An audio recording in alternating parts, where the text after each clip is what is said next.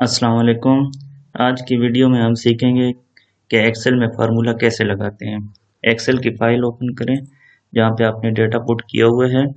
ये हमारे पास 5 स्टूडेंट का डेटा है। वैसे ही डमी डेटा मैंने आप लोगों के लिए इसमें अरेंज किया है और इसमें मैथ्स, साइंस और इंग्लिश के मार्क्स ऑब्टेन मार्क्स लिखे गए हैं और इनके टोटल मार्क्स हमने 100 कंसिडर किए हैं। तो यहाँ पे उनका टोटल करके 300 हमने खुद से टाइप करके लिख लिया। ये 300 मैंने कैसे लिखा होगा, यहाँ पे मैंने 300 टाइप किया और इसको एंटर मार दिया। एक तो ये तरीका है और इसको नीचे जैसे ही ड्रैग करेंगे इस तरह, वो जो छोटा सा स्क्वायर लगा होता है तो वहां से ड्रैग करेंगे तो ये इसी तरह आपके पास आ जाएगा। इसमें इसके अंदर बहुत से ऑप्शंस भी हैं आपके पास।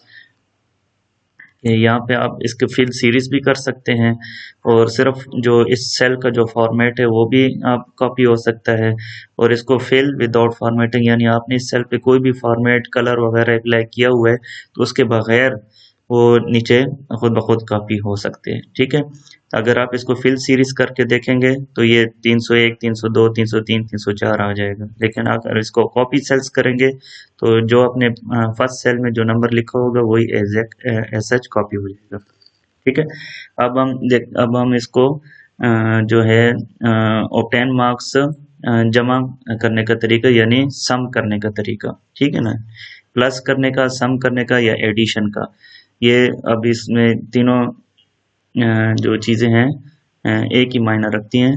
तो आइए देखते हैं कि मैं इसको आपको कैसे करके दिखाता हूँ। सबसे पहले हम जो भी फार्मूला पुट करते हैं इज इक्वल टू, ठीक है, एक तो ये तरीका है कि आप इसका इज इक्वल टू करके उस सेल के ऊपर क्लिक करें जहाँ से आपने इसको शुरू करना है, जमा करना शुरू करना है। ये इस पे आप देखेंगे, ये इस पे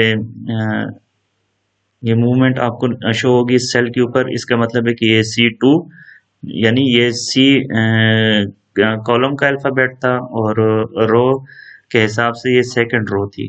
ठीक है, तो इस तरह ये सी और 2 इस पे खुद ब खुद लिखा हुआ आ गया। इसको अब हम सेलेक्ट करेंगे इंग्लिश के मार्क्स तक। ठीक है, सिलेक्शन वहां तक ले जाएंगे। ठीक है, शिफ्ट एरो की के साथ भी आप कर सकते हैं और आप इसको डायरेक्ट माउस के साथ यानी माउस का लेफ्ट क्लिक को होल्ड करके इस तरह भी आप कर सकते हैं।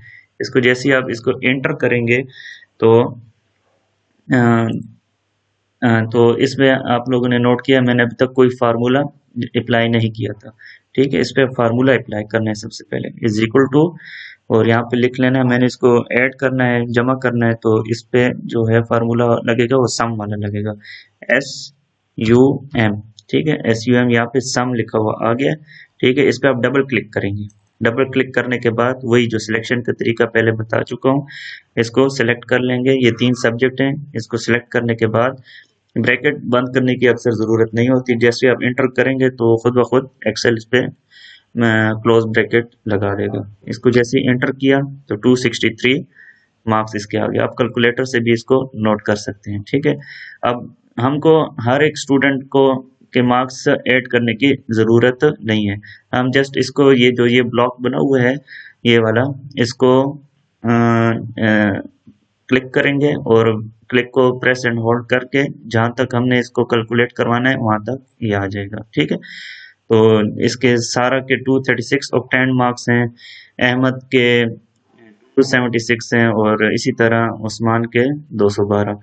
ठीक है, अब हर एक पे आप क्लिक करेंगे, इसका जो है C2 वाले रो थी, इसकी C3 वाली रो थी, सारी की सारी। और फार्मूला बॉक्स पे आप जैसे ही फार्मूला बार पे जैसे ही आप माउस को क्लिक करेंगे तो आपको बता देगा इसने कहाँ से लेके कहाँ तक खुद ब खुद सिलेक्शन की है।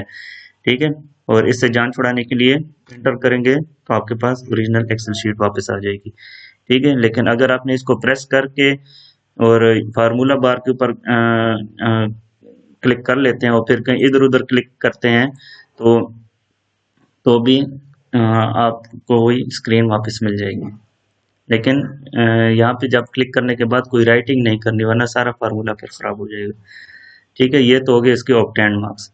अब जस्ट मैंने आपको बताना है कि सब्सट्रैक्शन किस तरह होती है। ठीक है ना, मिसाल के तौर पर मैं मैथ्स के नंबर को साइंस के नंबर से सब्ट्रैक्ट करने की बात करूंगा। ठीक है, तो यहाँ पे जहाँ पे आपने ये काम करना है वहाँ पे इसको इज इक्वल टू करेंगे। ठीक है, और मैथ्स के नंबरों को साइंस के नंबरों से मैंने सब्सट्रैक्ट करना है। ठीक है, तो इसको इस सेल को क्लिक करने के बाद यहाँ पे कीबोर्ड से आपने जस्ट डैश को टाइप कर लेना है, और साइंस के नंबरों से मैं इसको सब्ट्रैक्ट कर रहा था तो इसके ऊपर दोबारा इस तरह क्लिक करके और एंटर करेंगे तो आपके पास ऑब्टेन्ड मार्क्स मतलब सब्सट्रैक्शन का आंसर आ जाएगा।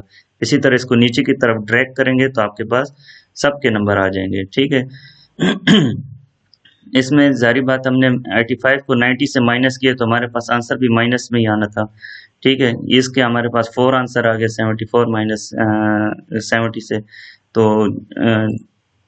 इस तरीके से हम इसकी सब्सट्रैक्शन कर देंगे। डिवीजन का किस तरह होगा कि मिसाल के तौर पर मैंने जो है टोटल मार्क्स को ये इंग्लिश के मार्क्स पे डिवाइड करना है। ठीक है, तो ये किस तरह होगा कि इस यहाँ पे भी इसी तरह इज इक्वल टू लिखेंगे और टोटल मार्क्स के ऊपर जाके जो कि 300 है उसको क्लिक कर देंगे। ठीक है, क्लिक करने के बाद यहाँ पे ओब्लिक का साइन जो कि डिवाइड का भी मीनिंग देता है उसको आपने इस तरह करके तो क्या कर लेना है, इसको 88 जहाँ पे लिखा हुआ है उस सेल को क्लिक कर लेना है। ठीक है, तो जैसे ही आप इसको एंटर करेंगे तो आपके पास आंसर आ जाएगा, यानी 300 डिवाइड बाय 88। तो इसी तरह आप इसको यहाँ पे क्लिक करके नीचे की तरफ ले जाएंगे तो ये सारे के सारे ये जितने भी 76 300 डिवाइड बाय 76 का भी करके दे देगा, 300 डिवाइड बाय 89 करके भी दे देगा, लेकिन आपने पहली दफ़ा खुद एंट्री करनी होगी, सिर्फ वो टाइम इस पे आपका लगेगा। ठीक है, इसी तरह मल्टीप्लिकेशन, यानी कि मैं अब ये चाहता हूँ कि ये तीनों मैथ साइंस और इंग्लिश के नंबर मल्टीप्लाई कर लूँ। ठीक है, आप कोई से 2 नंबर कॉलम भी सिलेक्ट कर सकते हैं, 3 भी कर सकते हैं, जितनी आपने सिलेक्शन करनी है मल्टीप्लिकेशन के लिए वो आप कर सकते हैं। ठीक है, तो इसी तरह इज इक्वल टू करके इसको क्लिक किया। ठीक है, फिर इसको क्लिक करने के बाद मैंने शिफ्ट और अक्सर औकात कीबोर्ड पे 8 के ऊपर वो स्टार का निशान होता है जो कि मल्टीप्लिकेशन का भी मीनिंग देता है, उसको टाइप कर लेना है। ठीक है, फिर उसके बाद साइंस के फिर इसी तरह शिफ्ट 8 यानी कि स्टार जो कि मल्टीप्लिकेशन का मीनिंग देता है, और इसी तरह दोबारा ये टाइप करने के बाद ये इंग्लिश वाले कर लेना और जस्ट इज इक्वल टू हम करेंगे तो हमारे पास 85 मल्टीप्लाई बाय 90 मल्टीप्लाई बाय 88 इसका आंसर ये आ जाएगा। इसको आपने नीचे की तरफ ड्रैग कर लेना है तो ये हमारे पास हर एक का मल्टीप्लिकेशन यानी 78 82 76 का भी मल्टीप्लिकेशन आ गया है, 92 95 89 का भी मल्टीप्लिकेशन आ गया, 74 70 और 68 का भी मल्टीप्लिकेशन आ गया। अब इसी तरह हम इसका एवरेज निकालेंगे, यानी एवरेज मार्क्स क्या आ रहे हैं ओवरऑल, यानी मैथ्स के मार्क्स अली के जो है मैथ्स के मार्क्स, साइंस के मार्क्स और इंग्लिश के मार्क्स, ये एवरेज क्या परफॉर्मेंस इसकी आ रही है। तो इसी तरह यहाँ पे इज इक्वल टू करेंगे और एवरेज फार्मूला हमारा लगेगा एवरेज वाला AVER, और जहाँ पे एवरेज हमारे पास लिखा हुआ आ गया है इस पे डबल क्लिक करेंगे और यहाँ पे इसको सिलेक्ट करेंगे।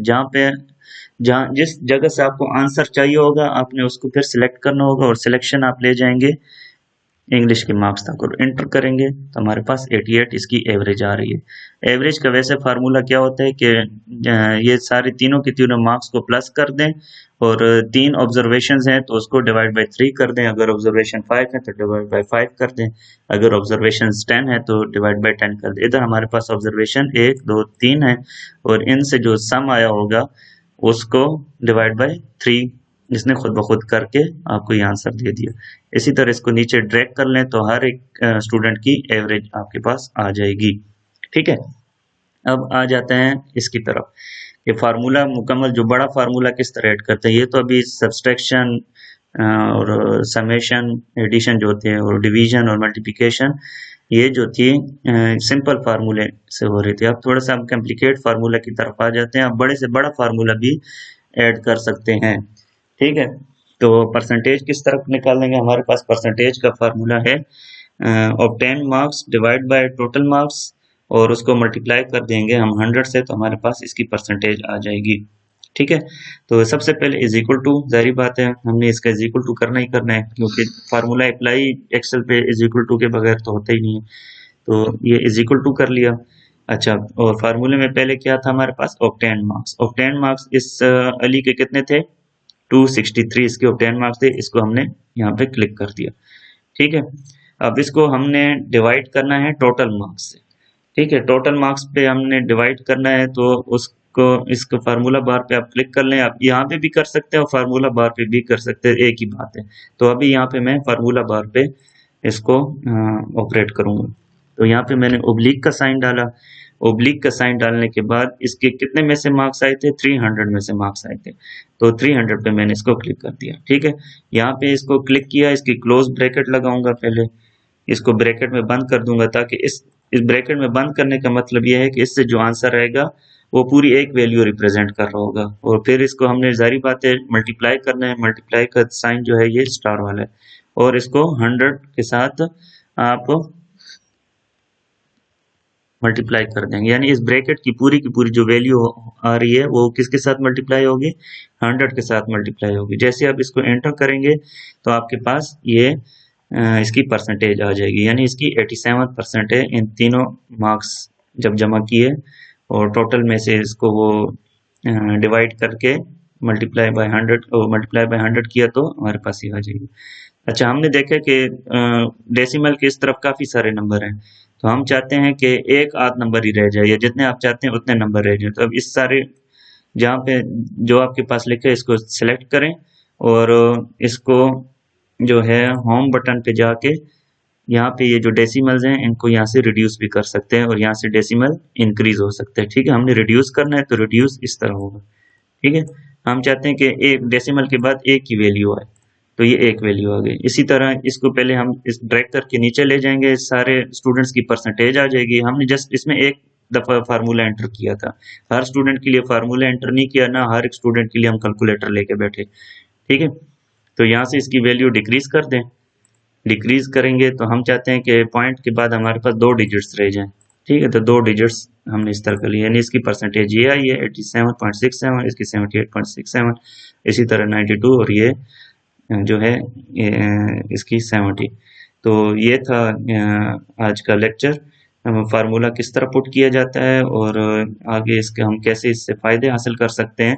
तो ये तो जस्ट एक क्लास के स्टूडेंट्स के वो एग्जांपल ले ली गई है, लेकिन अब इसमें बेसिक चीज़ ये थी कि आपने फार्मूला जो है एंटर करने का, यानी एक दफ़ा सिर्फ फार्मूला एंटर करना है, उसकी मेहनत है। बाकी इंशाल्लाह आप जो है उस जैसी जितनी भी कैलकुलेशंस होगी वो एक्सेल आपको खुद ही करके दे देगा, इसी ड्रैग, ये जिस तरह ड्रैग करते हैं उस तरीके से।